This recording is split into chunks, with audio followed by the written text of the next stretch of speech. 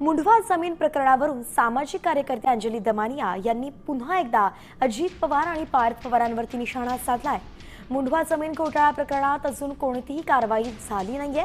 FIR मध्ये Amadea company आणि पार्थ पवारांचं नाव घाला अशी मागणी दमानिया यांनी केली आहे। तर अजित पवारांना राजीनामा द्यावाच लागेल असंही त्यांनी म्हटलंय।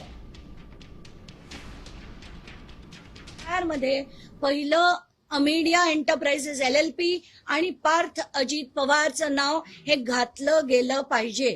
ते घातल्याबरोबर अजित पवारांना राजीनामा हा द्यावाच लागेल आणि त्याच्यासाठी मी लढणार आहे जसं मी म्हटलं। पण विरोधी पक्ष पैकी आता मला जर फक्त कळलं की काँग्रेस करतंय, पण बाकीचा विरोधी पक्ष सुद्धा काय करतोय याच्यावरही प्रश्नचिन्ह आहे।